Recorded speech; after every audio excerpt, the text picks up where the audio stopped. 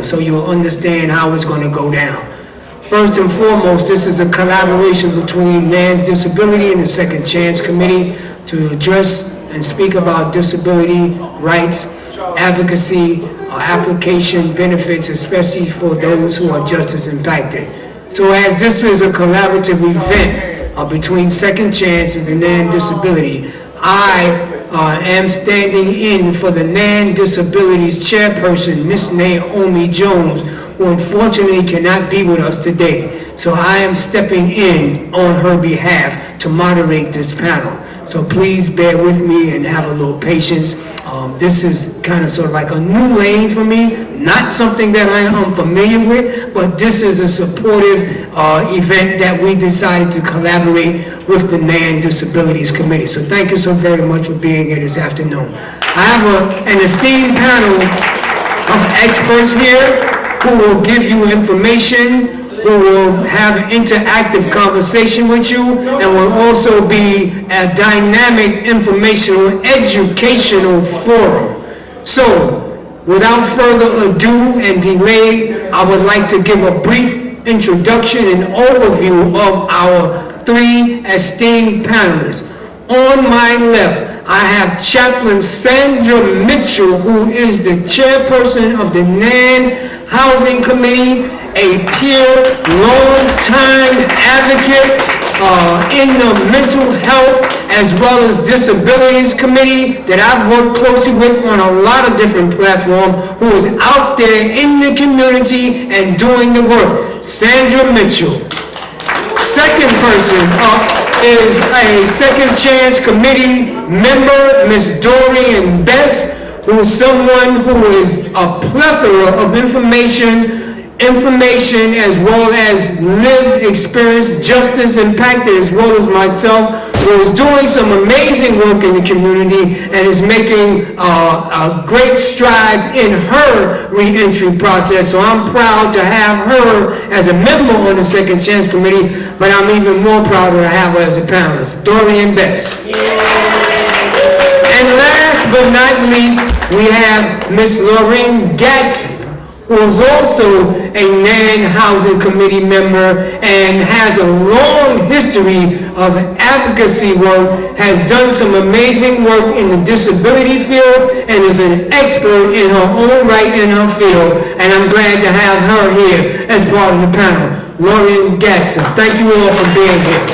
So, let me tell you how this is going to go down, because it's going to be quick and easy. We ain't going to be here all day. We ain't going to get caught in the snow. All right, we're going to get in and out, give you what you need, tell you what we're going to tell you, and allow you to ask questions and give your input, because I'm quite sure there's some experts sitting out here in the audience. So don't think that this is the only expert, because you as community members who are directly impacted by the systems and its policy, you are also experts. So you are invited to also share your information and your knowledge to help all of us be uplifted and informed and become conscious. So thank you very much. So this is a panel discussion, and I like to have interactive discussion. I don't like to talk at people, I like to talk with people. That's my platform. Some do, some don't. So this is about disabilities, this is about rights, this is about benefits and the lack thereof, and oftentimes those of them that are the marginalized communities often are affected more profoundly than anybody else. Just as well as you have people who have been incarcerated, and because of the policies that are made while they're incarcerated, those very same policies affect their lives while they're in prison as well as when they return. I'm definitely one of those who have been affected by these policies, which is why I'm now advocating and fighting for people to have their voting rights returned that are incarcerated, even if they're incarcerated for a felony. Just like 2 states, actually 3, Maine, Vermont, and Washington, D.C. allow the incarcerated population to vote. Why New York doesn't do the same thing? I got a lot of answers for that. I'm quite sure a lot of you all do too. But that's something that I think that should be changed. And I think that if a person is in prison for whatever their prison is for, part of the rehabilitation should be community connection. How do you be connected to the community without having right to the access to vote? What does the right to vote have to do with your crime? Nothing. That's just another form of enslavement and disempowerment. But believe me, we're working hard on that. And I think we might be successful this year getting that bill passed to have people rights returned and the right to vote. So clap it up for that.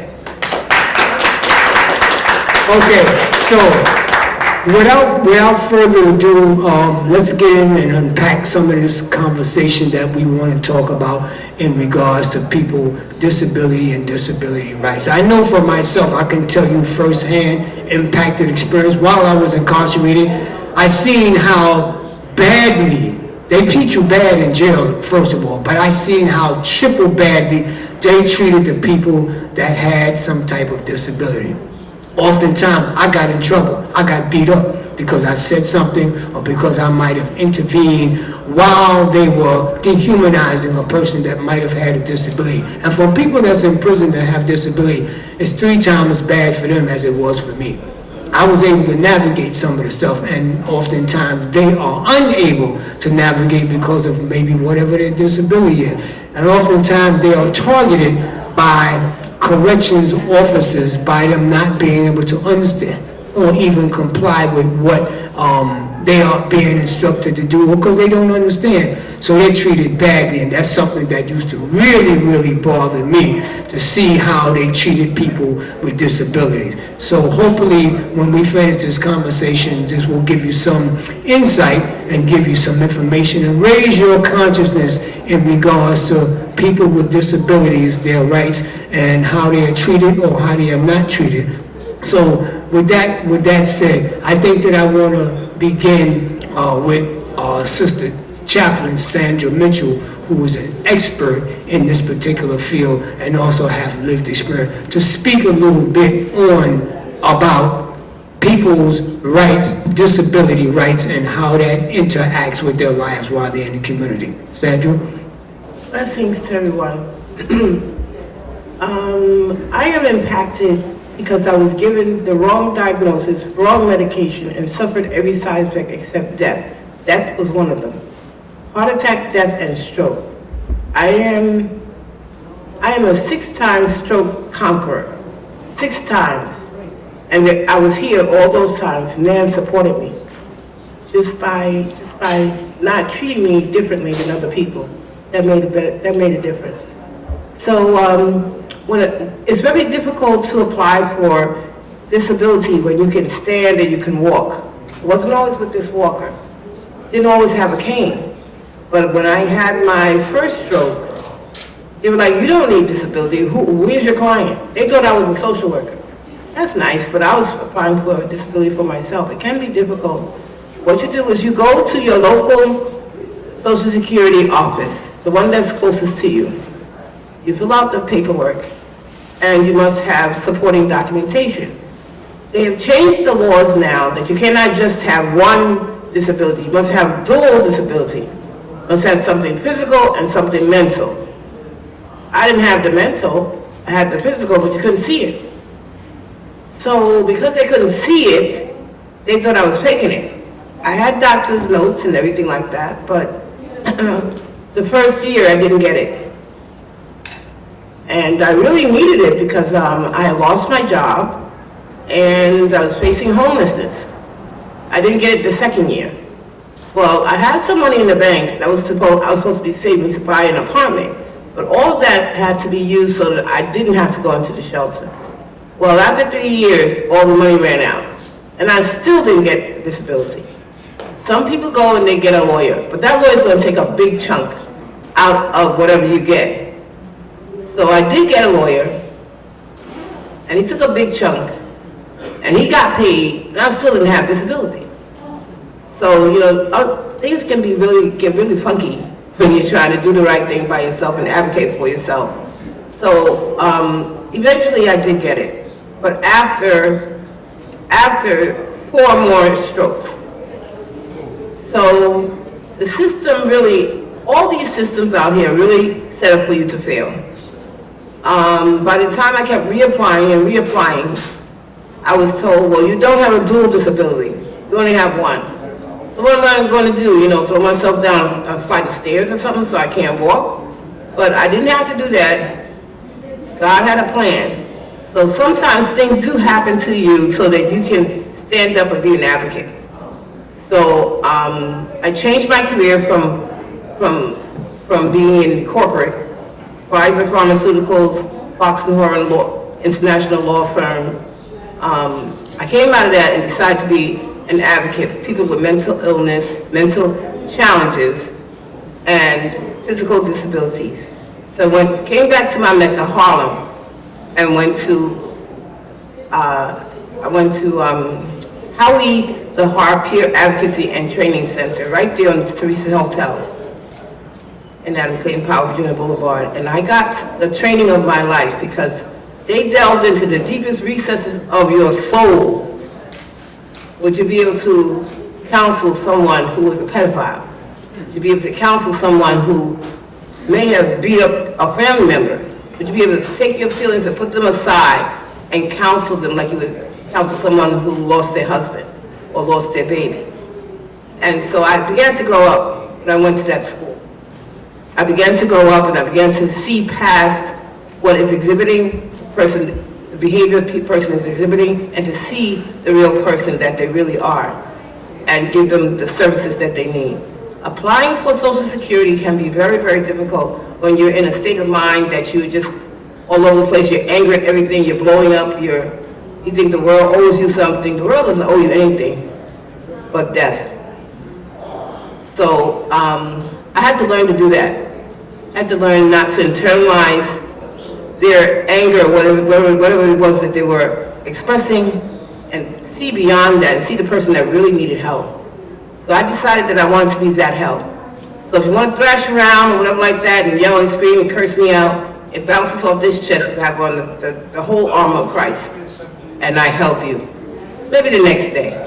So helping people to get their Social Security, sometimes I have to go there to the office and sit with them the whole day, or recertify this all day. Shouldn't be all day. But anybody would get upset. Anybody would say, what is going on? I can't stay here all day. Well, I would stay there all day. A sandwich works. Go and get a sandwich and look at some magazines, and we get it done. Get it done in one. So at NAN, I get to do that with the crisis team. Need somebody to take you down to your local Social Security. I will walk with you. I'll roll with you. Got my roll. I'll roll with you. Help you fill out those paperworks. And if I see that you're getting impatient, we're going to go get sandwiches. It's going to be all right. Thank you so much for that. So, and let me expand a little bit on that there with the next person that's going to come up, Sister Dorian, right? And like I indicated, that people who are incarcerated from that marginalized population definitely is treated differently than the population that may not have a disability. So Dorian, can you just give us a little insight in terms of how this impacts people who are incarcerated or people who are formerly incarcerated and who have a history of being just as impacted in regards to their access or lack thereof to benefits that will be conducive to them? Thank you so much. Thank you. It's an honor to be back in there and being on the panel. Disabilities is something that in itself is a disenfranchised group of people because I deal with family issues all the time, and the elder, people who have disabilities, just getting their basic things like Medicaid and stuff like that. The system is set up to frustrate you, like Chaplain said. So I just want to back up for a little minute and explain what the process will look like if your loved one is incarcerated, what steps they have to take before they come home in order to have paperwork to verify so that they can see the doctors out here. So for the feds, which I can speak to with 1,000% certainty, if you are in federal custody, you cannot receive Social Security benefits while you are inside. You cannot receive Social Security benefits while you are inside. Now, before you go to prison and you already had Social Security benefits and you have small children that you're taking care of, you need to get someone to be the new payee of your Social Security benefits, and now your children become family disability. If they're 18 years and under, they become family disability. It's almost like if you had passed away and your Social Security benefits go to your younger children, it's the same process that you would do for if you had to turn yourself into incarceration. So that's the first step that you need to do. You need to get someone who's 18 years of age or older, who's going to be responsible for the money and not take the money from the kids and pay the rent and do everything they're supposed to do with it. And then your children will collect their checks while you are incarcerated, but you yourself cannot collect the check. Let's be clear, it is a federal crime to collect federal benefits while you are incarcerated. So you don't want it to affect you or your family when you come home, to reinstate you as a true payee of your Social Security benefits when you come back out. That's number one. Number two, in order for you to get your medical records while you're inside, so for the feds, you have to fill out a form called a cop-out. It's actually called a cop-out. You fill out a cop-out requesting 30 days prior to your release date. So some people may know their release date 30 days in advance. Some people might not. But 30 days in advance, you send a request to medical, or you indicate that I'm to be released within this time frame. I'm waiting for my actual date, but I'm going to be released within this time frame. I would say do it like 45 days out as opposed to the 30, because they're going to hand you the envelope the day you are walking down the hill to R&D at Pill Line. So when you put the cop out in, you're going to request the following: all blood work, all CAT scans, MRIs, and x-rays, all psychological evaluations, all blood work. They're not going to give you your entire medical file, but you got to be specific with what you want. Blood work, x-rays, MRIs, CAT scans, if you had those. Psychological evaluations will be in your medical file, so you want that as well. So when you come home and you go to your primary care or find a primary care and you want to file for benefits, at least you have, for the last 10 years, 18 years, you've been seeing a doctor inside or outside facility, and they have it in your records what hospital you went to, what doctor prescribed the medication, what was given to you while you were in their care. All of that will be in your medical files from the facility. Once you come home and you don't have those medical files, you're not going to get them. I don't care if you bring your lawyer, I don't care who you ask for, they're not going to give you your files once you leave. Because they know most people, most of the lawsuits against the DOC is because of medical. And the same thing with BOP, the Bureau of Prisons, it's the same thing. Most of their lawsuits is because of medical neglect. So you have to walk out the door with those files in advance. So if your loved one is inside and they want to come out and file for disability, I would suggest that you tell them, listen, before you get your date, 45 days before, send your cop out to the medical department and be specific about what portions of your medical file that you want to bring home with you. That's one thing. Secondly, you're going to get denied when you come home for disability for two reasons. You have to work 5 years out of 10 to get disability. So if you were incarcerated more than 5 years or more than 10 years, you don't have the 5 years of job experience or work history or paying into Social Security within the last 5 years out of the 10 years. So they're going to deny you just off that principle, number one. Number two, you have to also have a disability, like Chaplain said, you have to have a disability that resulted in you not working for one continuous whole year, loss of job or employment or income, or death. The only other illness that will allow you immediate Social Security benefits is blindness. So if you're not walking in there completely blind with a seeing eye dog and a stick, they're gonna deny you off the bat. And what you have to do is just file for your fair hearing, bring the documents that I told you to ask for while you were in, or your family member or your loved one was inside, bring those documents, make sure you see their state doctor. It's air quotes because the doctor is bogus. It's bogus, the stuff that they have you do. They have you do a psychological evaluation. They have you doing stuff for your neck and back, breathing or respiratory. It has to be something that really stops you from working. Like Sister said, a stroke, if it's not visible to them that you're physically disabled, they're gonna deny you automatically off the bat. So after you're denied the first time, you ask for your fair hearing, you bring your documents, you go back. But always use, I tell people who come home, because I do reentry services as well, I tell them who come home, go see a therapist when you come home immediately. Because being incarcerated is a traumatic experience in itself. You may not have done anything, nothing traumatic may have ever happened to you. Some people actually did their whole bid, never had a fight, never had a write-up, never been involved in anything crazy, but you've been a witness to it, which causes trauma. I always suggest to all the guys and women that I talk to when I do reentry services as a case manager, see a therapist. Not because I think something's wrong with you, but because if you want to file, you have a track record already building.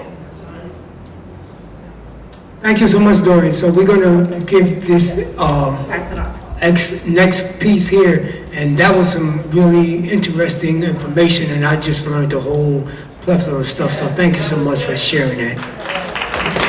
So next up, I definitely want to hear from Sister Lauren, and just so that you all know, Mr. Delroy Askins have been so gracious as to help in articulating if you don't fully understand what she's going to respond back. So be a little patient and listen what Delroy is going to have. So I just want to ask Lauren that when you're on disability, right, and you're receiving benefits, and that we all know with this system, they just cut you off arbitrarily, tell you it was a mistake, and make your life difficult and make it even harder for you to reapply or even go through the processes for getting your benefits started again. So my question for her is that what can you do, or what do you do when your benefits get cut off your disability?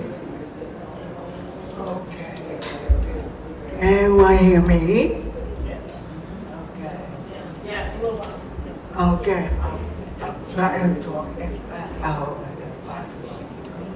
Put it up closer, yeah.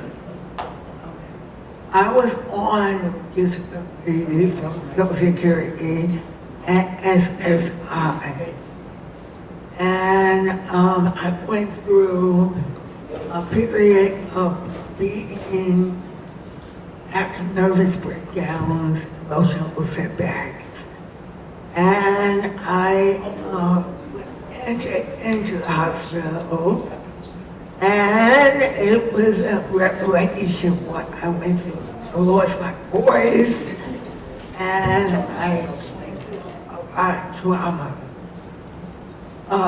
mentally, emotionally.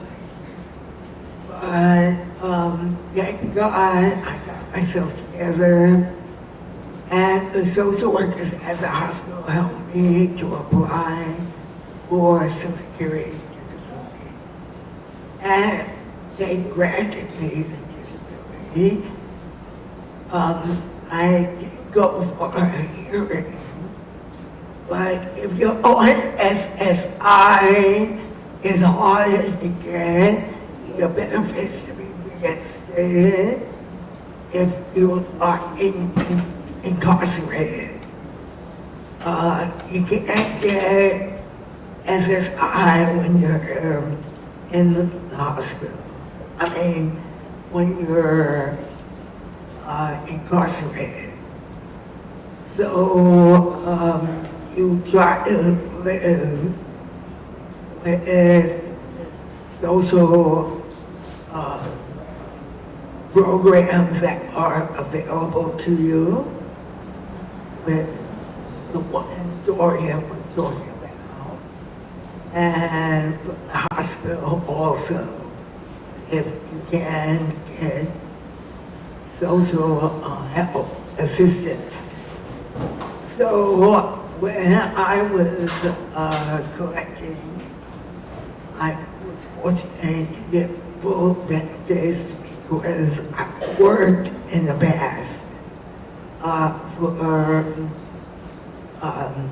different jobs. I had a work history, and it's good at work history when you're in the community. Again, there's a lot of different programs like Fountain House, which I'm a member of. They help you get back on your feet if you're homeless or incarcerated, or when you have different physical ailments, that you can get your benefits through their program. And the aspect of applying again, make appointments over the phone, and with Social Security, the 1-800 number is 800-772-1213, that they can help you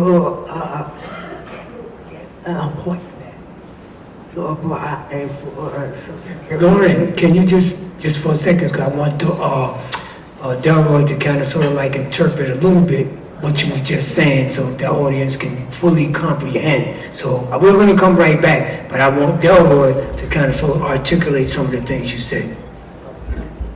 Thank you, Lauren, so much. Thank you.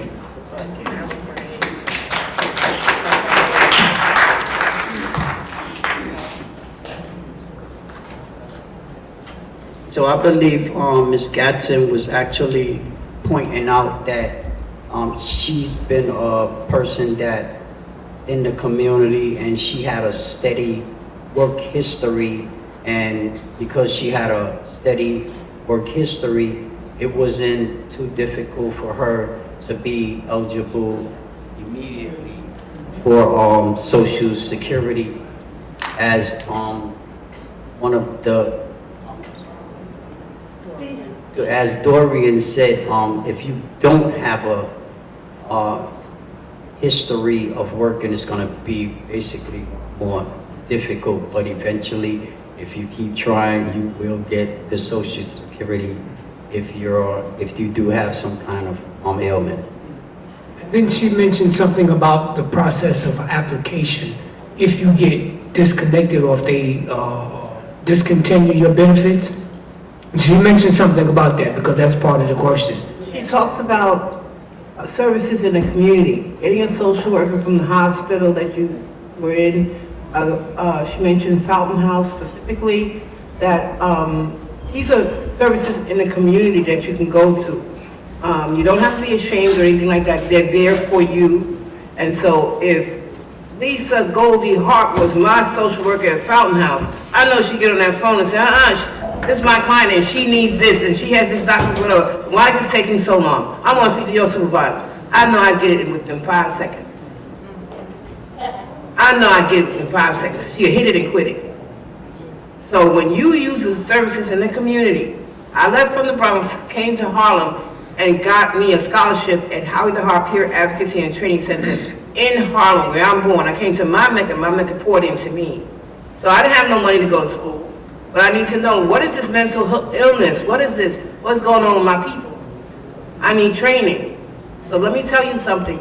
You come to your community and you need something, the community will be there for you. Look, you can look it up, you can look it up online, you can just say, need to be recertified, recertification for Social Security, need help. Put that, Google it, and it will tell you all the different places where you can go.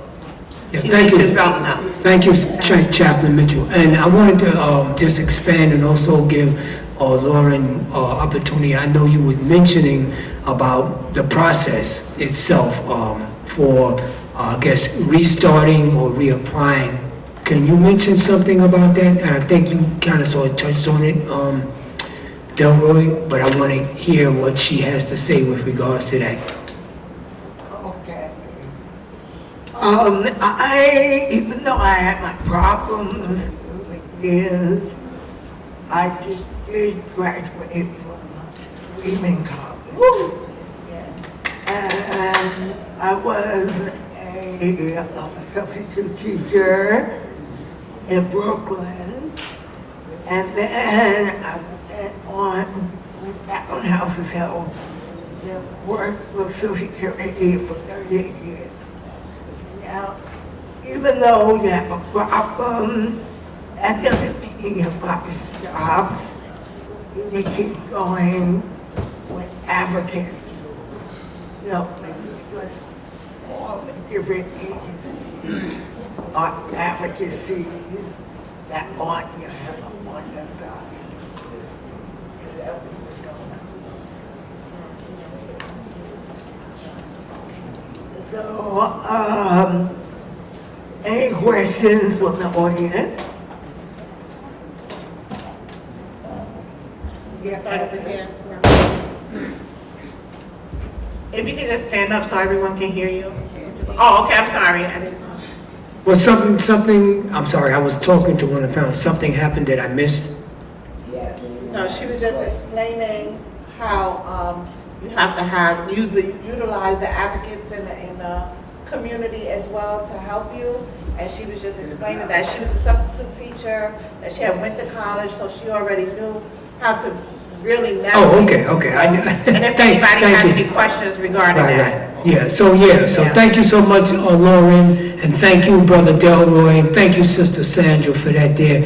And in keeping with the schedule of keeping it moving, I think we mostly covered what we need to cover in the initial part. And like I say, I like these things to be interactional. I like to have conversation with people as opposed to having conversation at people. So at this particular point, I would invite the attendees in the audience to have dialogue with the panelists if you have questions, et cetera, et cetera. Can I go? Ernest, you already got the mic, bro. You already. Okay, it's to my experience that when you go to these places to file for disability, that it takes 3 times. The first time, what they do is they try to discourage you, even though they see that you need it. And some people just walk away because they don't care. When you go back the second time, they say, uh-oh, let me see if I could do whatever, and they try to do it again. And if it works, then they win, you lose.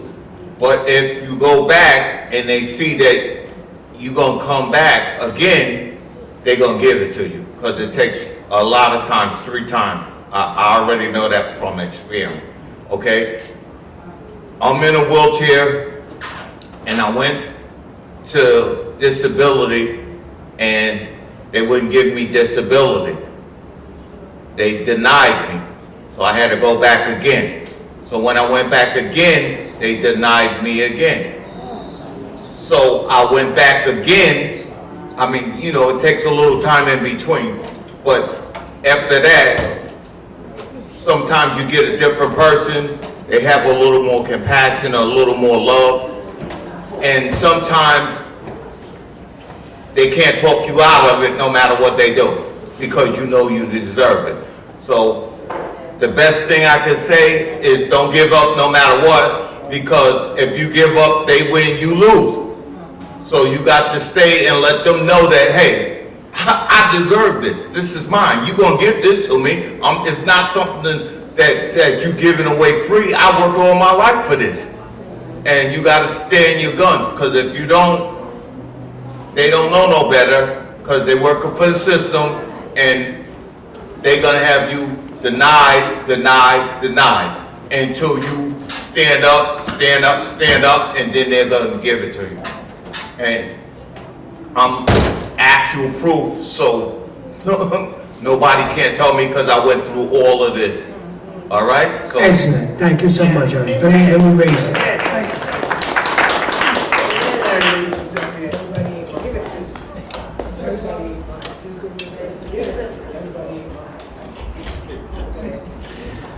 I understand. I worked since I was 15.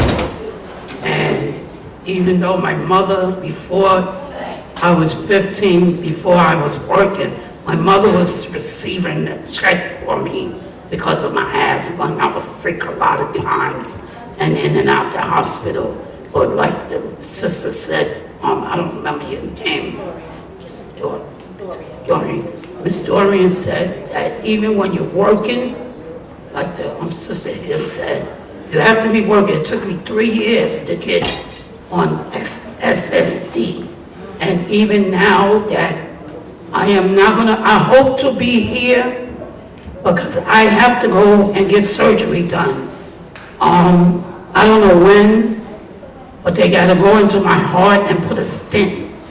That's why I try my best, even since 2020, eating right, and I thank God for Miss Sharpton bringing the baked chicken that she does bake for us and bring it here, and I eat the baked chicken. I thank God for that. But it took 3 years, 2007 to 2009, to get it, you know. That's what, I thank God for that. But we still gotta keep on fighting, because they're trying to, just like that man in the White House, he's trying to cut this program, cut the stamps, cut the disability. But by the time I finish paying my bills, I have no money. I don't know what's his problem, because his father was a foreigner, an immigrant. His parents, grandparents, he is, even though he was born here in Manhattan, he says, but we still gotta keep on fighting. I'm out here with the boots and out here taking these flyers to these places so that we can understand we're all Americans. Thank you so much. Always like to hear from you, my sister. Good afternoon. My name is Mary Arnold. I'm a member of the Seventh Chance Committee. I just want to speak from my personal experience pertaining to SSI, SSD, and now I get spousal survivor's benefit from my first husband.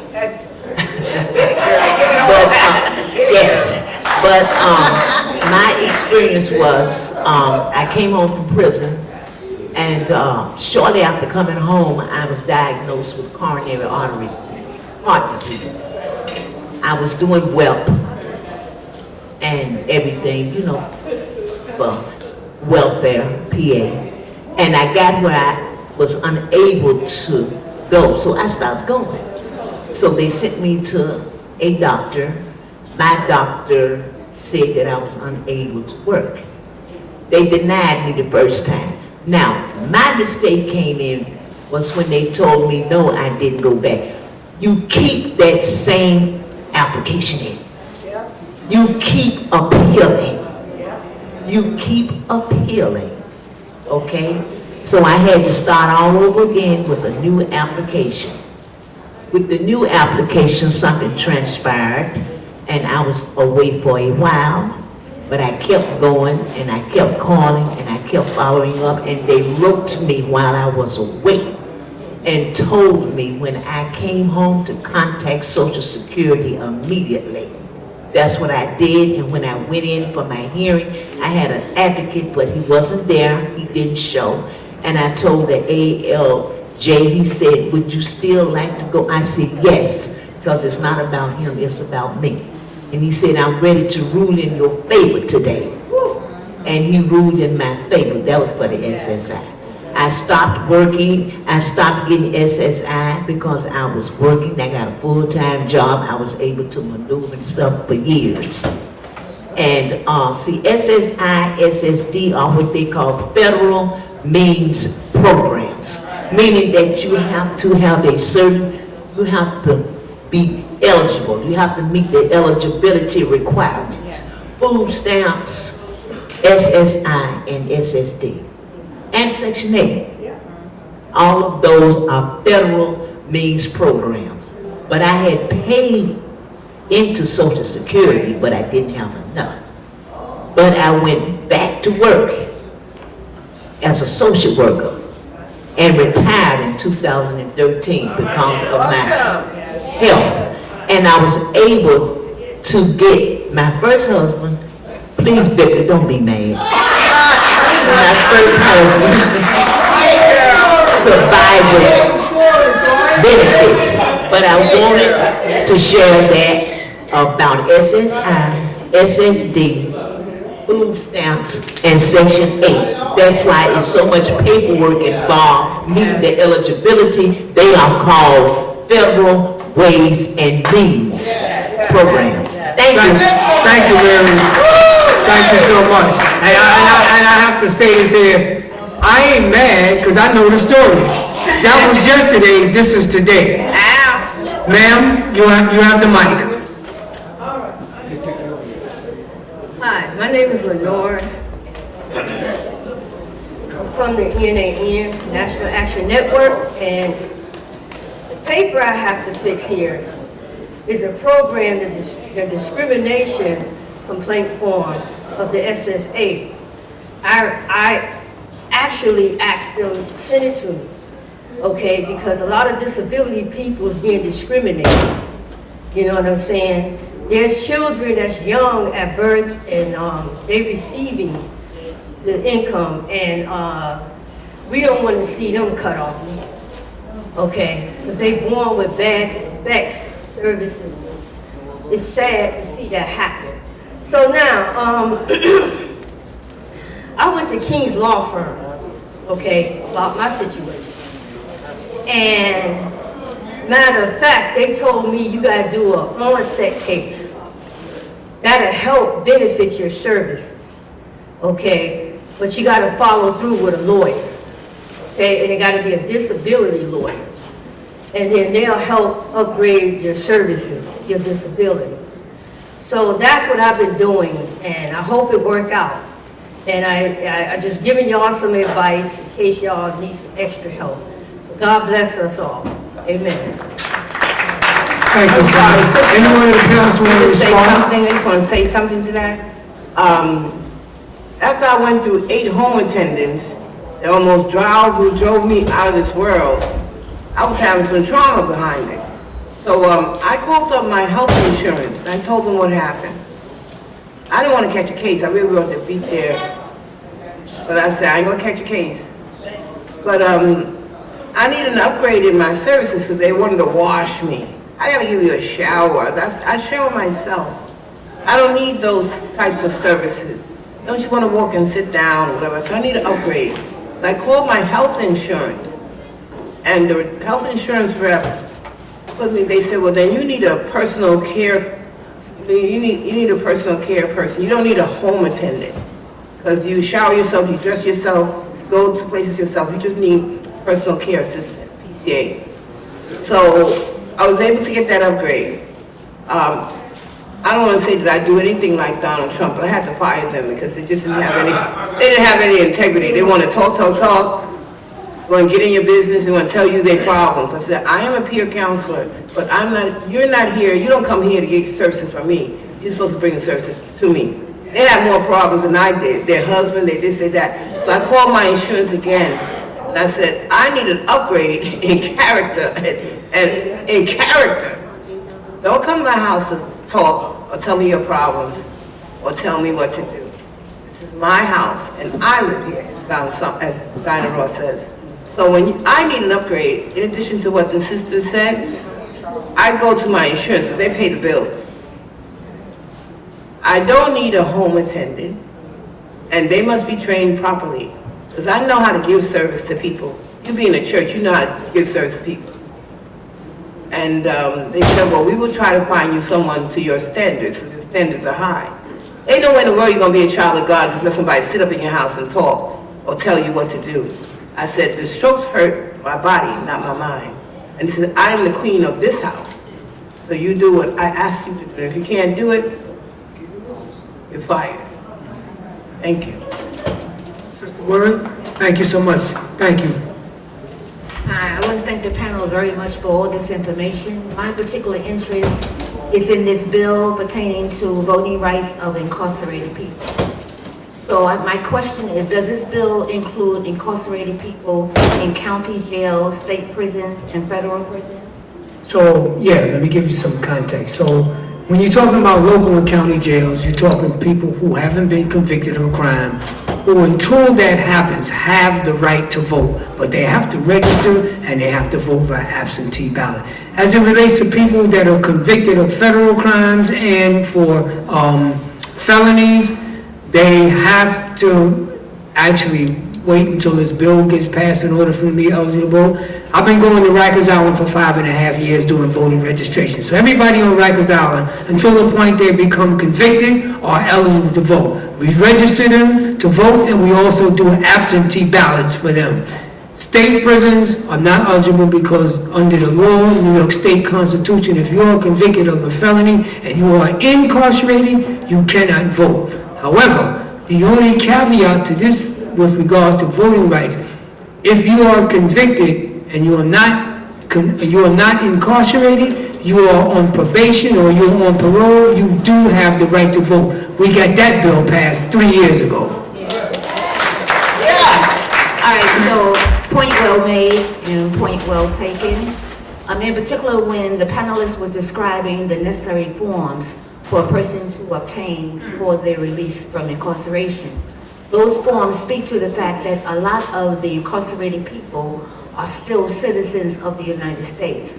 So even being convicted of a crime does not disqualify a person from being a citizen. So a point that should be emphasized whenever you'll get a chance to emphasize that is that incarcerated people who are citizens remain citizens like forever under the Constitution. All right, thank you. Amen. Thank you so much, Sister I want to Word. say something to people who are in the psych wards. I was working at Kingsborough State Psych Hospital, and I would get the ones who were let out, did their time, but then they come to the psych wards like doing double time. So they're angry. They say, listen, I did my time, I paid my dues, why am I in a psych ward? Doing double time. But we would have the Board of Elections come, and we would fill out absentee ballots for them and help them to fill out the absentee ballots, and they were allowed to vote. There was a pushback, and I said, well, okay, so they did their time, but now they're in a hospital. What now is the problem? So we would have Board of Elections come, and we would do absentee ballots in Brooklyn at Kingsborough State Hospital. Just because you had a bump in the road, but you paid your dues, why are you allowing them not to be able to be full citizens in the community? So we said that was a form of discrimination, and we stopped that. But see, it was the peer specialist that made sure you could come. The peer specialist that made sure that the Board of Elections had them fill out their absentee ballots. When you don't have peer specialists around to look and see, wait a minute, they didn't vote. Wait a minute, they have the right to vote. They're in a hospital. They can vote. If you don't have peer specialists around to advocate so that things can happen, our people fall through the cracks. Thank you. Thank you. Thank you so much. So we got one last person at the mic, and Dorian, I know you want to weigh in. I'm sitting here listening to everybody, and I said, wait a second, I got a story.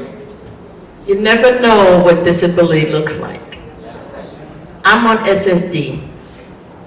I work for transit.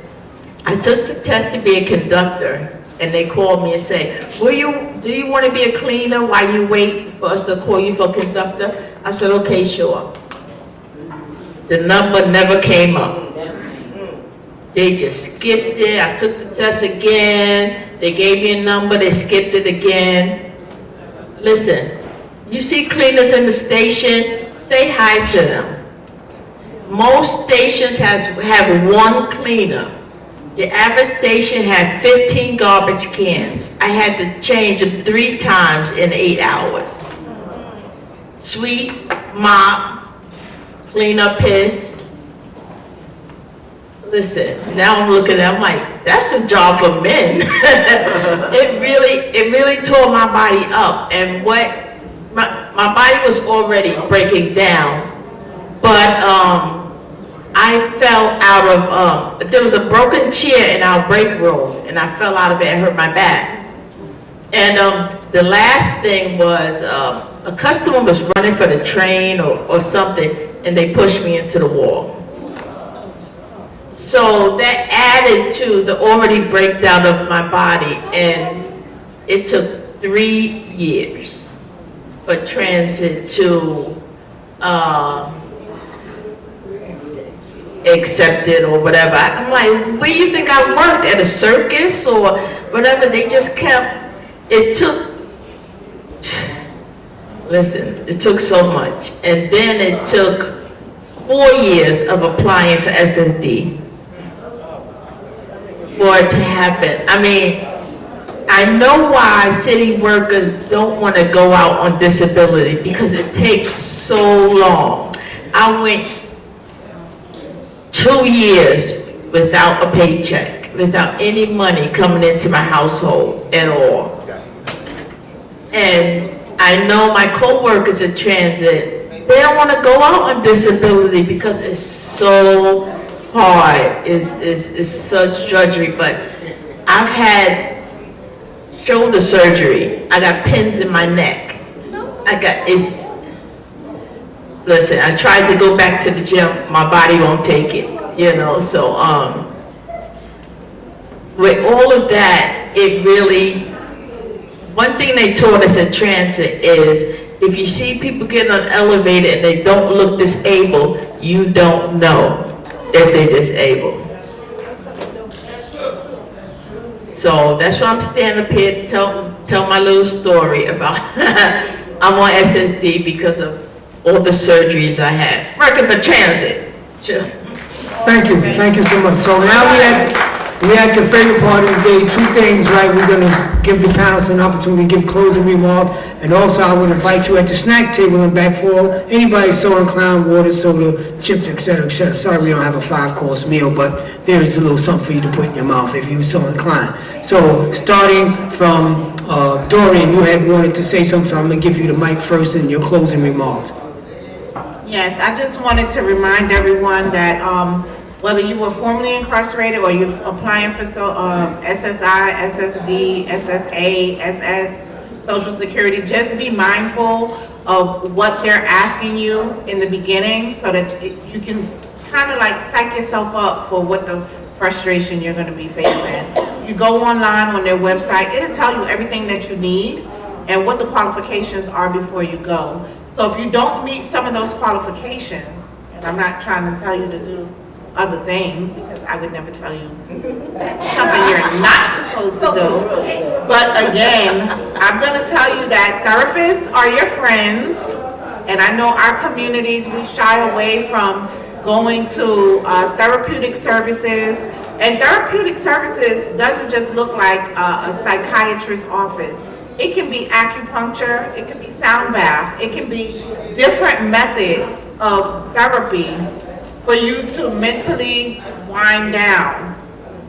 So utilize those services while you're waiting, because you can use those same services to assist you with getting the disability that you need.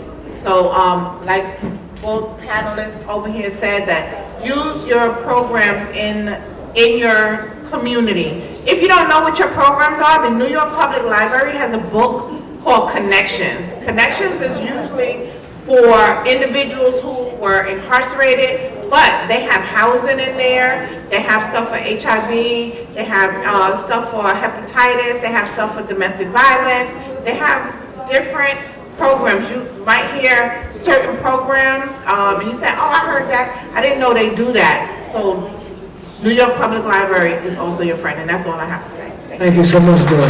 And speaking to the 2025 Connection Manual, I have about 100 copies that I'll be picking up one day next week for Nan. And guess what? I'm featured in this year's Connections Manual. I'm one of those. So I'll be bringing those to Nan sometime next week. I got to go pick them up from the library as a bulk copy, and I'll be bringing them to Nan for the purpose of the community and Nan membership. So I would like to have Lauren go next and say a few words as closing remarks. And Delaware will help in articulating.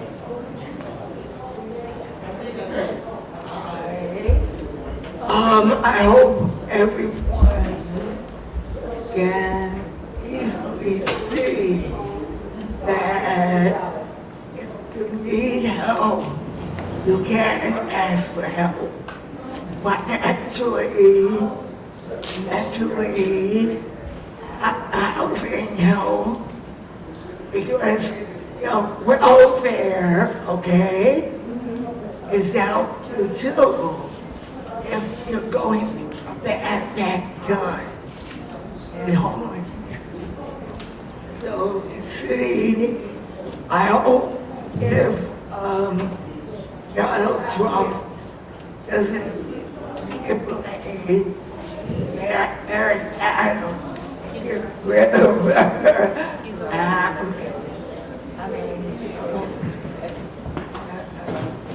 anyway, you have the forums to make the calls, to every day work hard in trying to get the right back on track. That's the main thing. All right? All right, have a good one. Thank you. Thank you, Lauren. Go ahead.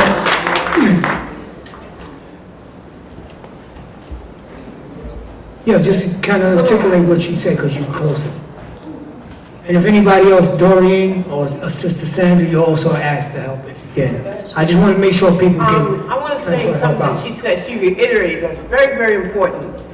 Keep those dates when you applied the first time. Yes. That's how they denied me Yes. the second and third time. And Sister Mary said that too. So, I mean, you try to do this by yourself, you can't do everything perfect, but I did not have, and they sent me something in the mail saying that the date of your application does not match. Does not match what? That means that you have the first application to compare it to. They play games with your mind, and I'm like, you know what? Why don't I have a copy of that? I know I have it somewhere, but I was going through so much, I didn't remember the date that I originally put my first application in. So I think that there is some, you have to, your job begins when they deny you to get your paperwork and keep it straight. You become your own lawyer, your own advocate, your own everything. And when you need help, you can go to that connections book, you can go to your Google, and you can look for help. If you don't look for help, you very well might not get it at all. So I'm just saying, there's a shame about when you feel like, mentally you're just not strong. There should be no, the only shame about that is that you don't ask for help. I advocate for veterans to get the benefits that they deserve. Basically, it should be no holds barred. He or she shows up, I need this, give it to them. But it's not that simple. Also, I'm advocating for jobs for peer specialists to be in the ER. Also to be in Rikers, because when they take you in, they take all your ID, your social security, whatever you have on you, and then it disappears. So they let you out with a Metro card and that's it. No, I need my property. So I'm advocating for peers to be in the jails and prisons to safeguard people's ID and social security, whatever they had on them, their jewelry, whatever. Because it goes somewhere, you took it, so when they are released, they should get it back. And if you just don't know what happened to it, the Social Security application should start while they're in there. Getting their ID, their Social Security cards back should happen while they're in there. When they come out, it's just too much at one time. And then when you let someone out, they need a peer specialist to walk with them. Okay, today I'm your peer specialist, you know, how you doing, I know you don't have an ID, you gotta do that first thing. Should not be walking around out here with no ID. So I'm advocating for jobs, for regular people like us here, to walk with the person. You don't tell them what to do. So walk with that person and say, okay, tomorrow morning, 9 o'clock, we're going down to Social Security. Gotta get this money for you. Gotta get you some food stamp. Gotta get you in the housing application. And it's like, if you don't have somebody walking with you every day and to tell you, this is what you deserve, this is what you're gonna get, help you to get that, you can't fall through the cracks. Luckily for me, I did have some peers. And they said, if you need some help, just let me know. But this is what you need to do. Get your Social Security, get your this, get your that. I went back to work, had another stroke, and I'm like, I can't do this. But I had to get that out of my head. I had some peers who planted seeds in my head that you can get back up again. But there wasn't no Donnie McKirky with the violin. You can get back up again, get back up again. Nobody was really telling me that. But I had to tell myself that and go to that Social Security office. Self-determination. I said, I'm not going to go out like this. So I made sure that I came here to Nan every event they had and was involved in my community, in my Mecca. And that makes a difference. Work makes a difference to keep your mind straight. So you're sitting home looking at TV or feeling sorry for yourself. So work, volunteer work, helps you in your healing. Because you're around people who are hustling, bustling, whatever like that, and you get to be involved like never before because you got time on your hands. So Nan was with me through all those strokes. And it didn't look like I had a stroke. But Nan, you don't know how you'll heal me. You didn't shun me. You didn't say what's wrong with her, why she's leaning to the side, why she's slurring. You just gave me work to do, and I worked. And I'm healed. So now I can go in the belly of the beast. Kingsborough State Hospital, where they electrify your brain. They fry your brain if you act out. Where they give you injections and throw you in the rubber room. I get them when they are all mangled. And I get to walk with them out in the community. They're scared. They're scared of being rejected, but you don't have to be rejected. If you say, you know what, I deserve better. I need to find somebody to walk with me. I need to get my food stamp. They cut me off. I need recertification. I can't sit there all day. I'm a bug out. I'm the person to sit there all day with you. Get your recertification. Get it all. As I tell Sister Mary, get it all. There's no shame in getting what belongs to you. Belongs to you. Your healing belongs to you. And I don't do no pity party. I cry with you soon, whatever like that. Okay, we can't do that too long. But get it all. Get your reparations now. Get your Social Security. Get your food stamps. Don't let nobody make you feel some kind of way. And you can get a social worker to help you to navigate through all these systems. Because you don't wake up knowing how to do all this. There's no shame in healing. That's what I want to say. There's no shame in healing. I healed right back in my Mecca, Harlem, with National Action Network. Thank you. Thank you. So that concludes our discussion for today. Thank you all for being here. Thank you, Chaplain Sandra Mitchell. Thank you, Sister Dorian. Thank you, Lori, and definitely thank you, Brother Dorian. Thank you all for being here. And guess what? It ain't snowed on us yet. So if you get snowed on, it's because you're still hanging around. Gotta go.